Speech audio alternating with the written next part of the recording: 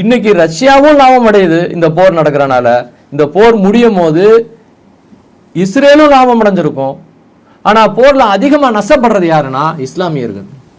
இஸ்லாமியர்கள் அதிகமாக நஷ்டப்படுவாங்க. சன்னி சியான்னு மாறி மாறி இவங்களே அடிச்சுக்கிட்டு இவங்க பெட்ரோல் கிணறும் உடஞ்சி இவங்களுடைய வருமானமும் போய் துபாயில் வந்து எக்கச்சக்கமான பேர் நம்ம ஆள் இருக்கான். அந்த ஏரியா ஃபுல்லாக பார்த்தீங்கன்னா ஆல்மோஸ்ட் 1 கோடி இந்தியர்கள் வேலை பார்க்குறான்.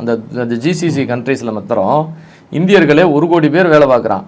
அவனுக்குலாம் இனிமேல் வேலை இருக்காது. அவங்கெல்லாம் அவசரமாக வேறு வழி இல்லாமல் இங்கே வருவாங்க. இன்னும் சில பேர் இன்னும் நம்பிக்கிட்டு இருக்காங்க அங்கே நம்ம இருக்கலாம், அந்த போர் நின்றுடும், நாளை நம்மதே நினச்சிக்கிட்டு ஏதோ பாட்டு பாடிட்டு உட்காந்துருக்காங்க. அதெல்லாம் வாய்ப்பு இல்லை. இந்த போர், இந்த ட்ரம்ப் பேசுகிற பேச்சை பார்த்தா இந்த போர் இன்னும் பெருசாக தான் ஆகும். அப்படியே நின்றாலும் ஒரு வாரம் 2 வாரம் டெம்பரவரியாக நிற்கிற மாதிரி ஒரு ட்ராமா போட்டு திரும்ப ஆரம்பிச்சிருவானுங்க. அப்போ அங்கே இருக்கிற தண்ணி கிணறுலாம் இருக்கு பாருங்கன்னா, தண்ணி சுத்திகரிப்பு இடம், டீசாலினேஷன் பிளான்ட், அதில் எல்லாம் குண்டை போட்டாங்க. நம்ம ஏற்கனவே இதே சேனலில் பேசியிருந்தோம். அந்த போர் வர்றதுக்கு சில மாதங்களுக்கு முன்னாடியே இந்த போர் வர்றதுக்கு வாய்ப்பு இருக்குன்னு பேசியிருந்தோம் அந்த சேனலில். அதே மாதிரி போர் வந்ததுக்கு அப்புறமும் டீசாலினேஷன் பிளான்ட்டில் குண்டை போடுவான், தண்ணி கிடைக்காமல் போகும். தண்ணி இல்லைன்னா அந்த நகரங்கள்லாம் அத்தனை பேருக்கு குடிக்கவே தண்ணி இல்லைன்னா வாழ வழி இல்லை. இதெல்லாம் பற்றி பேசியிருந்தோம். ஸோ அதெல்லாம் திரும்ப நடக்கும்.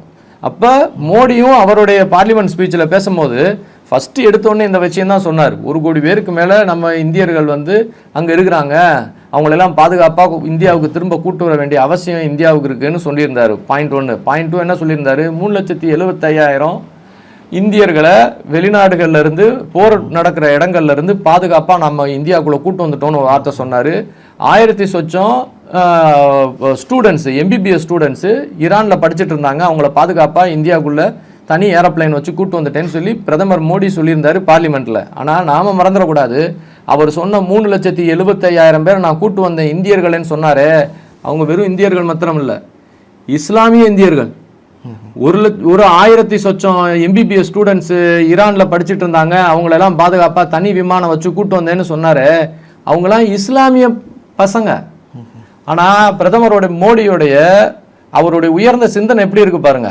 நான் 3,75,000 இஸ்லாமியர்களை காப்பாற்றி கூட்டு வந்தேன்னு சொல்லலை, 1000 சொச்சம் இஸ்லாமிய எம்பிபிஎஸ் ஸ்டூடெண்ட்ஸை காப்பாற்றி கூட்டு வந்தேன்னு சொல்லலை, அது இந்திய ஸ்டூடெண்ட்ஸை கூட்டு வந்தேன்னு சொன்னார். இங்கே இருக்கிற வேலைங்காதவனுங்க தான் தெரியாமல் மோடியை திட்டிகிட்டே இருக்கிறானுங்க. இன்றைக்குமே இஸ்லாமியர்களுக்கு பெரிய உதவியாக இருக்கிறது பார்த்தீங்கன்னா இந்தியா தான். 3000 கோடி ரூபாய்க்கு மேலே ஒருத்து மருந்தை கடந்த 1-2 வாரத்தில் அனுப்பியிருக்கு இந்தியா ஈரானுக்கு.